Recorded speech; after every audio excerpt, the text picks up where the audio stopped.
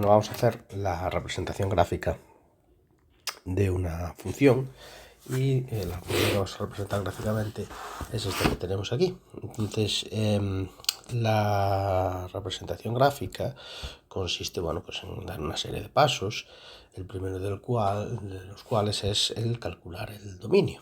Vale. Si nosotros recordamos la función tal y como es, que es que f de x es igual a menos 4x partido por 1 más x al cuadrado elevado al cuadrado, pues el dominio, nosotros sabemos que una función racional, dominio de una función racional, está formado por todos los puntos de la recta real, excepto aquellos que anulan el denominador. Luego, si nosotros vamos al denominador y lo igualamos a 0, que en este caso tiene solución perteneciente a R, el dominio de esta función es todo R, ¿vale? Vale, a continuación vamos a calcular los puntos de corte con los ejes. Entonces, si volvemos a recordar cuál era la forma que tenía la función,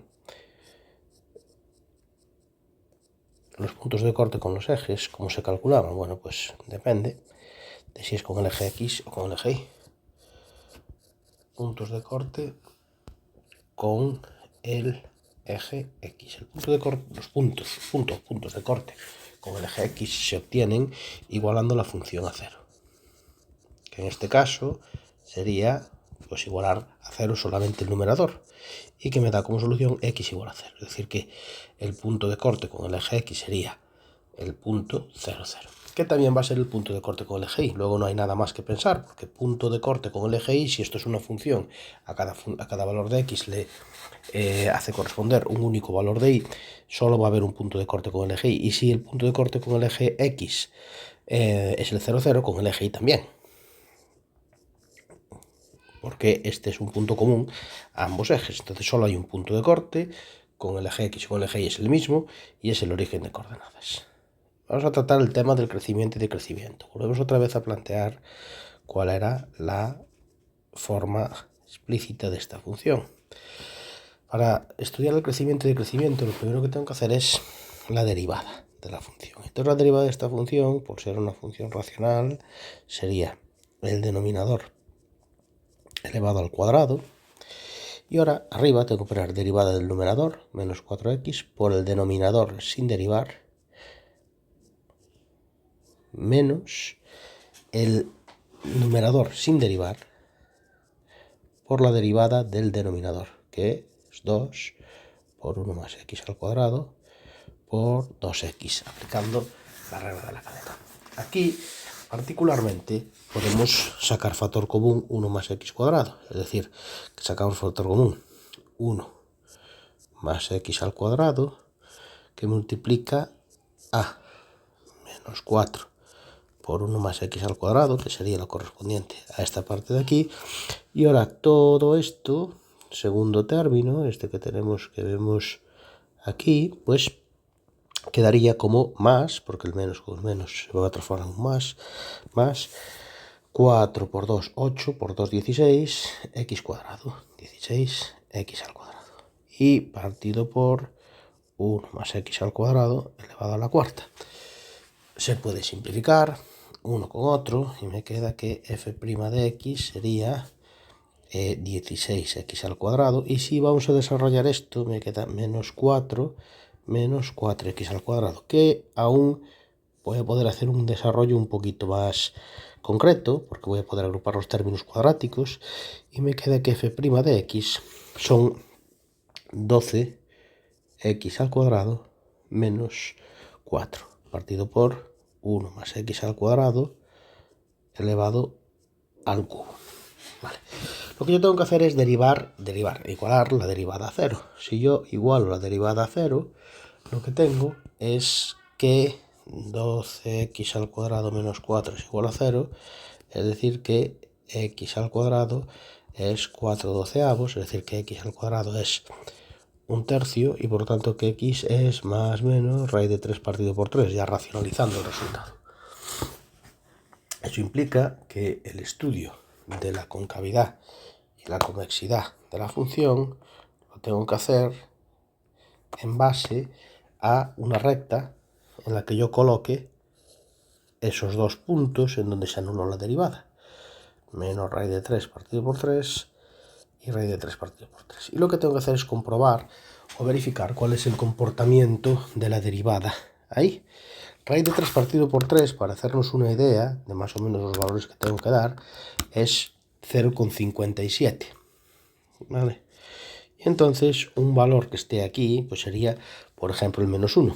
Y yo tengo que evaluar la derivada en menos 1, solamente el signo, si es positivo o negativo. Es decir, tengo que ir con menos 1 y sustituirlo en esta expresión de aquí.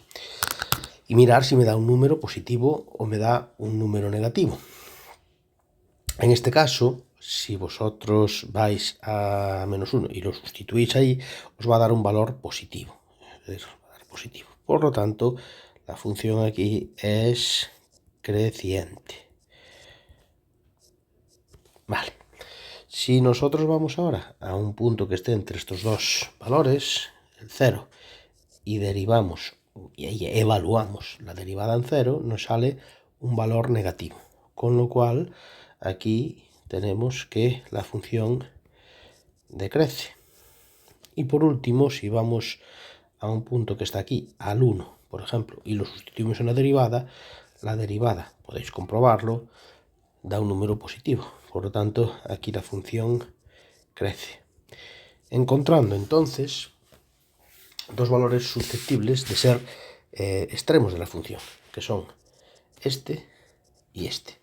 ¿Vale? Entonces, ¿qué comportamiento tiene esto? Pues aquí, menos raíz de 3 partido por 3 es susceptible de ser un máximo, y raíz de 3 partido por 3 es susceptible de ser un mínimo. ¿Vale? Bien. Vamos a verificar que son máximos y mínimos. Para verificar que es un máximo o un mínimo, tengo que recordar cuál es la forma que yo tenía para la derivada. La derivada era 12x² menos 4, 12x al cuadrado menos 4, partido por 1 más x al cuadrado elevado al cubo.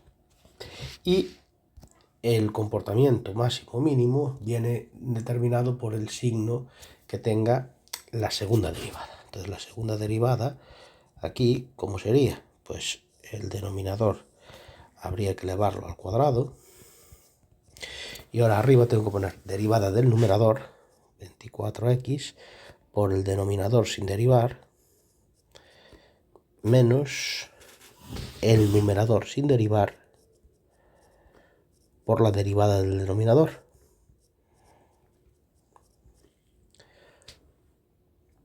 Al cuadrado por 2x. Bien, vamos a sacar factor común, 1 más x² al cuadrado, ¿vale? Entonces me queda 1 más x al cuadrado elevado al cuadrado, que multiplica a. Aquí me quedará 24x por 1 más x al cuadrado, y aquí me quedará esto salió fuera y me queda entonces 12x² menos 4 por 3 por 2x por 6x por 6x dividido entre 1 más x al cuadrado elevado a 6. Bien, y simplificando esto un poco, teniendo en cuenta que esto se va a simplificar y va a quedar aquí elevado a 4, me queda que estos son 24x por 1 más x al cuadrado menos 6x por 12x al cuadrado menos 4, partido por 1 más x al cuadrado elevado a 4. Bien, desarrollando esto un poco, me queda 24x más 24x al cubo menos 6 por 12, que son 72x al cubo más 24x. Que también puedo hacer algo más, que es agrupar todo esto en un par de términos arriba, un término que va con la raíz, con la con x cubo, que sería 24 menos 72, que son en total menos 48 x al cubo, y 24 más 24, que son 48x, y partido por 1 más x al cuadrado al cuadrado. Bien, ¿qué es lo que tengo que evaluar? Yo tengo que evaluar si raíz de 3, la abscisa x igual a raíz de 3 partido por 3 y menos raíz de 3 partido por 3 serán máximos o mínimos. Entonces tengo que saber cuánto vale la derivada en la segunda derivada en menos raíz de 3 partido por 3. Solo el signo. Entonces solo voy a evaluar lo de arriba, porque lo de abajo es algo que está elevado a 4. Entonces va a ser siempre positivo, ¿no? El signo de lo de arriba, menos 48 por raíz de 3 partido por 3 más 48 por menos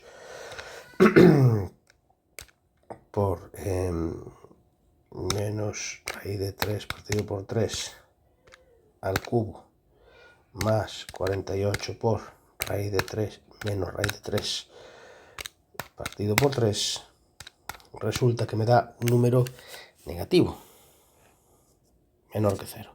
Y esa es la confirmación de que estamos hablando de un máximo. Pero el máximo tiene dos coordenadas. Su coordenada x menos raíz de 3 partido por 3 y su coordenada y será el valor de la función en ese valor. Menos raíz de 3 partido por 3. ¿Vale? Que son pues menos raíz de 3 partido por 3 y tengo que sustituir en la derivada en la función, que era menos 4x partido por 1 más x al cuadrado, ¿vale? Entonces, si hacemos eso, 4 por menos raíz de 3 partido por 3 entre 1 más menos raíz de 3 partido por 3 elevado al cuadrado, todo elevado al cuadrado, me da menos 1,3, ¿vale? Así numéricamente. Lo mismo tengo que hacer para el candidato a ser un mínimo, ¿vale? Si vosotros vais a la segunda derivada y sustituís esta x, lo que os va a quedar es un número positivo. Y eso es la confirmación de que ese valor es un mínimo. Y entonces, ¿cuánto va a ser? ¿Cuáles van a ser las coordenadas del mínimo? Pues raíz de 3 partido por 3 y el valor de la función en esa abscisa. Es decir, raíz de 3 partido por 3 y el sustituir ese valor en la función, pues lo que me va a dar es 1,3, ¿vale? El de arriba da 1,3, este da menos 1,3, ¿sí? Bien, la concavidad y la convexidad, ¿cómo se estudia? Pues la concavidad y la convexidad se estudian en base a cuál es el comportamiento de la segunda derivada. Entonces tenemos que recordar que la segunda derivada era esto, es decir, que la segunda derivada, f segunda de x, es igual a menos 48x al cubo más 48x partido por 1 más x al cuadrado elevado a 4. El estudio de la concavidad y la convexidad se basa en mirar o en igualar la segunda derivada a 0, es decir, que yo plantearía esta ecuación, sacaría factor común 48x que multiplica a menos x al cuadrado más 1 e igualaría a 0, por separado, lo cual nos ofrece tres soluciones, x igual a 0 y x igual más o menos 1. El estudio de la concavidad y la convexidad supondrá entonces sustituir o representar en la recta estos tres valores y mirar cuál es el comportamiento de la segunda derivada en los intervalos que nos quedan. Tomando, por ejemplo, aquí el valor x igual a menos 2 y sustituyéndolo en la segunda derivada y evaluando simplemente el signo, que es lo único que me interesa. Si vosotros vais a la segunda derivada y sustituís x por menos 2, el resultado es un número positivo o negativo. Pues en este caso me da un resultado positivo. Vale, eso quiere decir que la función en este intervalo es una función convexa. Vale, ahora si vamos aquí a otro punto, sería el menos 0,5 por ejemplo, y calculamos el valor de la segunda derivada en el menos 0,5, yo que tengo menos 48 por menos 0,5 elevado al cubo más 48 por menos 0,5, que da un número negativo. Por lo tanto, esto es una función que es cóncava en este intervalo. El siguiente valor, pues en el 0,5, menos 48 por 0,5 elevado al cubo más 48 por 0,5, me da un valor positivo, es decir, la segunda derivada en 0,5 da un valor positivo, por lo tanto esta función es convexa en este intervalo. Y por último, si nosotros evaluamos la segunda derivada en un valor que esté en el último intervalo, en el 2 por ejemplo, yo lo que tendré son menos 48 por 2 elevado al cubo más 48 por 2, que da un valor negativo, y eso implica que la función aquí sería cóncava. ¿Vale? Entonces el estudio de la concavidad y convexidad la tendríamos ya terminada. ¿Cuáles son los puntos de inflexión aquí? Pues los puntos de inflexión serían los puntos en los que hay un cambio de curvatura y la tercera derivada es distinta de 0, es decir, el menos 1, el 0 y el 1, ¿no?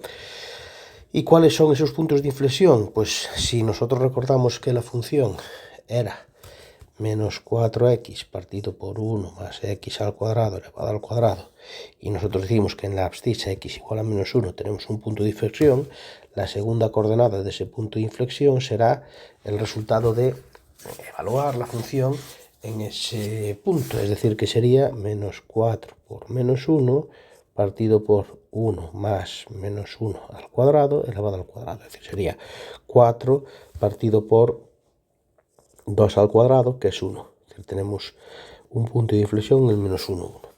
En x igual a 0, f de 0 ya lo habíamos calculado, era el punto de corte con el eje x y con el eje y. El 0, 0 es otro punto de inflexión, y x igual a 1, f de 1 es sustituir x por 1 en la función, es decir, me queda 1 más 1 al cuadrado, que son menos 4 partido por 2 al cuadrado, que son 4, es decir, que es menos 1. La función tiene también un punto de inflexión en el 1, menos 1. Vamos con el estudio de las asíntotas ahora. ¿Cuál es el estudio de la asíntota horizontal? Es decir, ¿cuándo tenemos una asíntota horizontal? Pues tenemos una asíntota horizontal cuando el valor de i en el que la función tiende a infinito, es decir, que la asíntota horizontal i igual a a viene determinada por el límite cuando x tiende a infinito de f de x. Como en este caso el grado del numerador es más pequeño que el grado del denominador, el límite cuando x tiende a infinito de f de x es 0. Y entonces lo que hay que hacer es determinar cuánto vale si la función está por encima o por debajo de la asíntota. El límite cuando x tiende a infinito de f de x es un valor que está por encima del 0 o por debajo del 0. Vale, pues vamos a, para eso, evaluar la función en un valor muy alto. Vamos a tomar, por ejemplo, 100. Y lo que haríamos sería sustituir x por 100. Y mirar qué nos da esto. Sería menos 4 por 100 entre 1 más 100 al cuadrado elevado al cuadrado, que me da menos, que me da un número muy próximo a 0, pero negativo. Menos 0,00. Eso quiere decir que cuando yo evalúo la función en las proximidades de la asíntota y por la derecha, cuando x tiende a infinito, la función va por encima de la asíntota. ¿Y qué pasa a la izquierda? Es decir, cuando el límite, cuando x tiende a menos infinito de f de x, el límite cuando x tiende a menos infinito de f de x es igual al límite cuando x tiende a más infinito de f de menos x, es decir, es el límite cuando x tiende a infinito de, y sería cambiar x por menos x arriba, 4x partido por 1 más x al cuadrado elevado al cuadrado, que resulta que si yo tomo un valor muy elevado, ahí está claro que el resultado va a ser un número muy próximo a 0, pero positivo, ¿vale? No hay ninguna razón ahí que me haga creer que ese número va a ser negativo. Entonces, cuando x tiende a menos infinito, resulta que la función viene así, ¿sí? ¿Cuáles son los asíntotas verticales? Pues son los puntos que yo quito del dominio. Como el dominio de esta función es una función racional en la que el denominador no se anula nunca, ¿vale? Entonces no existen asíntotas verticales. Y asíntotas oblicuas tampoco van a existir. ¿Cuál es la razón? Para que en funciones racionales existieran asíntotas oblicuas, el grado del numerador tenía que ser una unidad mayor que la del denominador. Es decir, tenía que ser el grado del denominador más 1. Y en este caso esto no se cumple tampoco. Por lo tanto, tampoco vamos a tener asíntotas oblicuas. ¿Qué tenemos entonces? Pues tenemos una función de este estilo, ¿no? ¿Qué elementos destacados tenemos aquí? Pues tenemos, por un lado, una asíntota horizontal, que dijimos que era x igual a 0. Igual a 0, perdón. Y que en esa asíntota, que aquí cometimos un error, porque esto me daba menos 0, cometimos un error en el dibujo, ¿vale? En valores muy altos de x, la función va por debajo de la asíntota, es menos 0 como antes, viene por aquí, ¿eh? Bien, pues aquí lo tenemos. En valores muy altos de x se acerca a la asíntota, pero no llega a tocarla. Y en valores muy bajos de x también viene por encima de la asíntota. Además, habíamos determinado que el punto de corte con los ejes eran un único punto, que era el 0, 0, que aquí lo tenemos, y que además tenía un máximo y un mínimo en menos raíz de 3 partido por 3, 1,3 tenía su máximo, y en raíz de 3 partido por 3, menos 1,3 tenía su mínimo. Recordad que raíz de 3 partido por 3 era 0,57. Veis que la representación coincide ahí, ¿no? Además que existen cambios de curvatura. Fijaros, aquí la función tiene una curvatura determinada, la función aquí es convexa, aquí pasa a ser cóncava, aquí vuelve a ser convexa y aquí pasa a ser cóncava de nuevo, ¿vale? Concretamente el cambio de curvatura se producía en el 1, ¿vale? Con lo cual podemos observar los cambios de curvatura tal y como los veníamos hablando de ellos. Y con esto la función quedaría representada totalmente.